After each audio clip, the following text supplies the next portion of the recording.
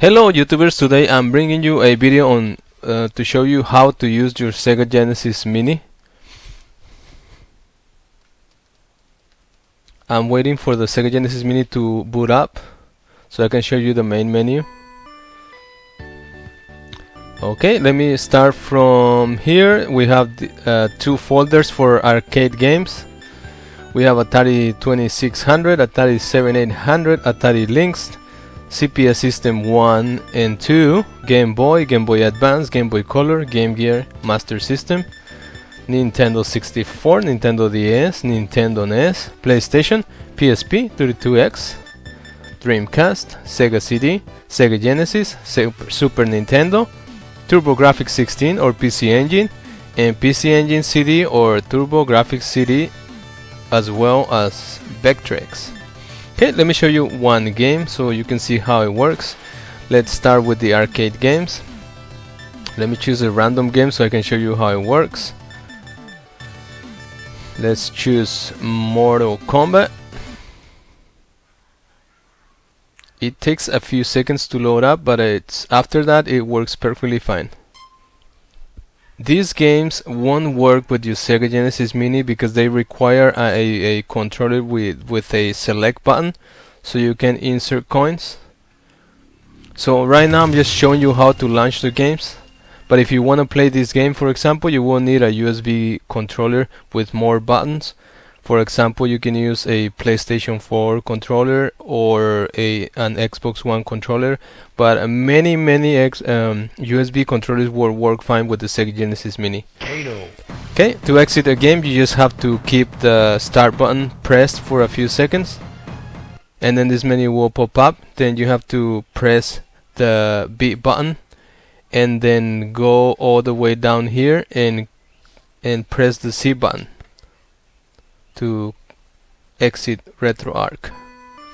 And then we're back to the main menu. I'm gonna show you one more thing.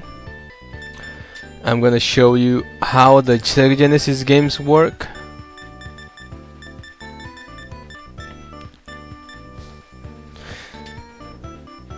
For the Sega Genesis games, we have two different emulators. We have the M2 N-Gage, the ones that comes pre-installed with Sega Genesis Mini. If you want to use that emulator, you have to choose your game by pressing the A button, and then it's gonna launch with the M2 N-Gage emulator. If you want to exit this game, you have to press the start button for a few seconds, and then this menu is gonna pop up. Then you have to go back to the main menu by pressing the A button. Okay, now I'm gonna launch the same game, but I'm gonna use a RetroArch by pressing the start button.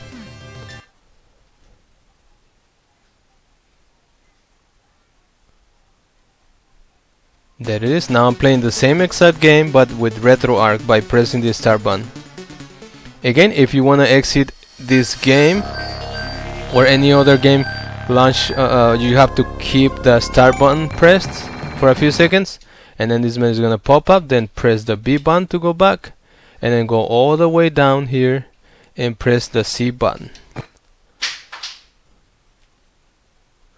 Before I finish this video, I want to show you these two emulators that doesn't work that well. That's why I didn't include that many games for them. These emulators are Dreamcast and Dreamcast. There are actually three emulators: Nintendo DS, PSP, and Dreamcast. Unfortunately, at this moment, the emulators for these three systems are not very good for the Sega Genesis Mini, but I'm gonna show you some gameplay for them. Let's start with Nintendo DS by choosing Yoshi Island DS, which is the less demanding game for the Nintendo DS that I have installed on this Mini. Let's choose this game to see how it works. And as you can see, it's pretty slow and choppy, but it's playable. It's playable.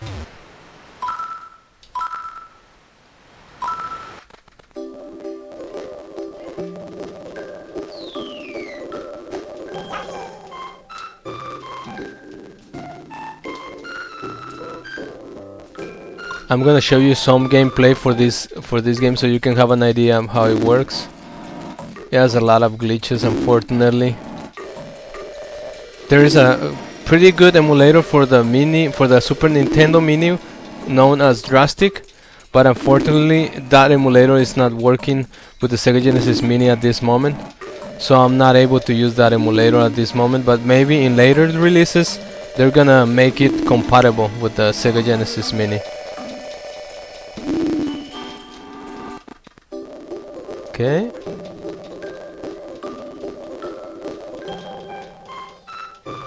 Now that you can see the Nintendo DS is working, but a little bit choppy and slow, I'm gonna exit this game again by pressing the start button for a few seconds. Then this menu is gonna pop up. Then we have to press the B button to go back, and then go all the way down here to quick RetroArch by pressing the C button.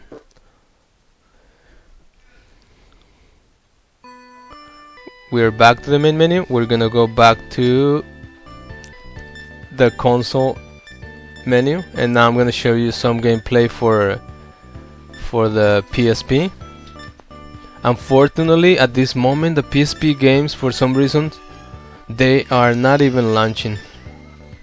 But like I say, this is something new for this mini system, so there might be some updates in the future that will make these games work. So if I choose this game, for example, it's gonna just go black and then go back to the menu, unfortunately.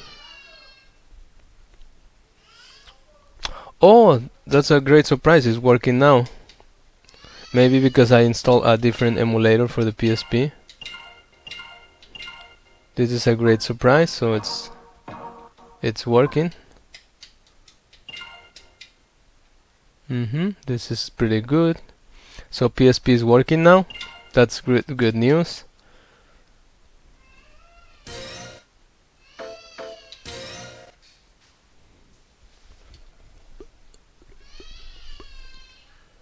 And yeah, let me show you some gameplay. Unfortunately, again, with the Sega Genesis Mini controller, these games are a little bit hard to play because they're missing a lot of buttons. And as you can see, it's working pretty good. No slowdowns at all for now.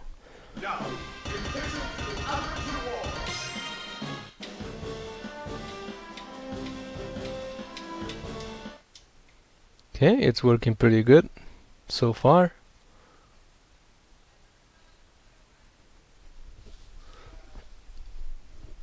It's taking a little bit to load the game.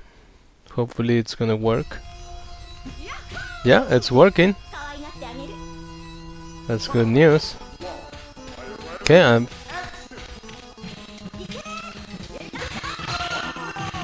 okay, let's exit this game again by keep the start button pressed for a few seconds. Then the menu is gonna pop up.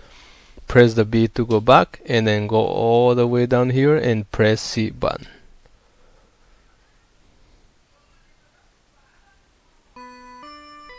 Okay, we're back to the menu, and then we're gonna choose Mega Man power-ups to make sure it's also working with this new emulator that I just installed.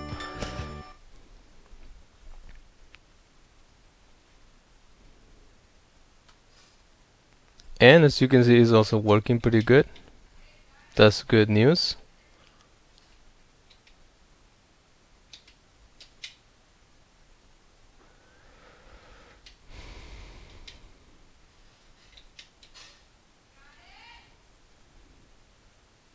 Again, I only have three buttons, a 3 buttons controller, so we're having some issues with these games.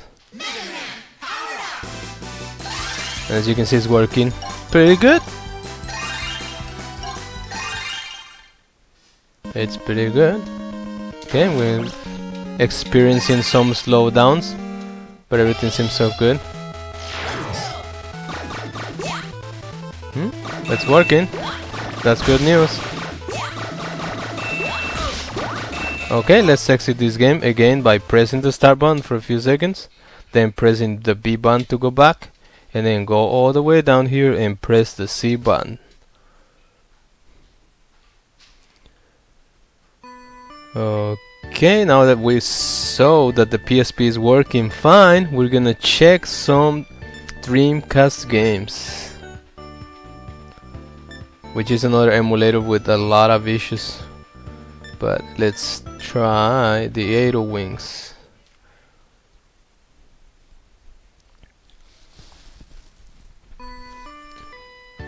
Okay, it's not launching for some reason. Let's try it again. Let's try 90 minutes.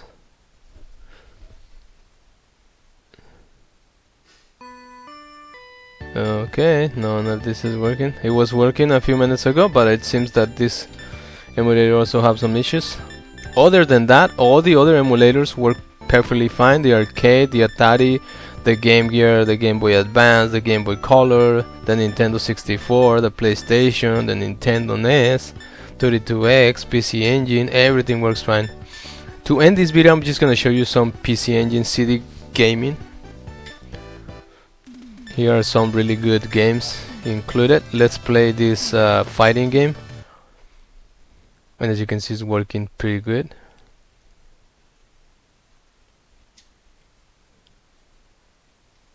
Okay.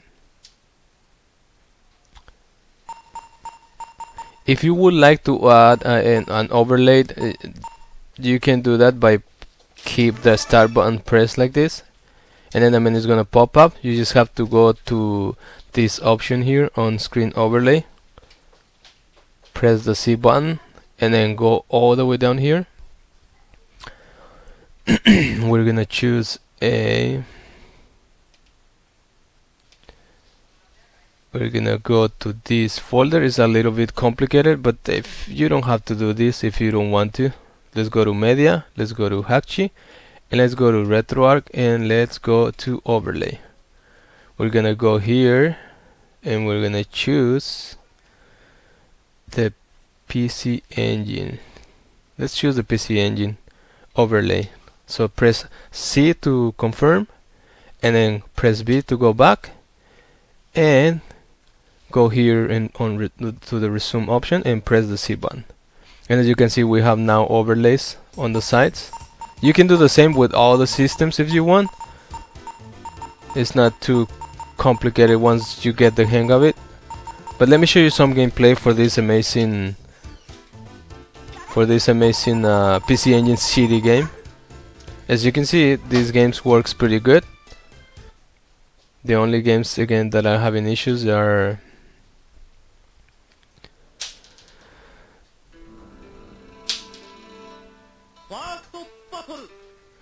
the only games that are having issues again are the PSP games, the Dreamcast games, and the Nintendo DS games, unfortunately.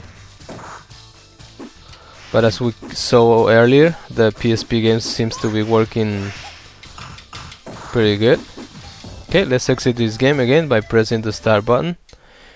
And before we exit the game, we're gonna save the overlay that we just chose by going here to overrides. We have to press the C button to confirm, and then save core overrides. As you can see on top, it says save successfully. So we're gonna go back again. One more time, press the back button, and then we're gonna go all the way down here and choose quick RetroArch by pressing the C button.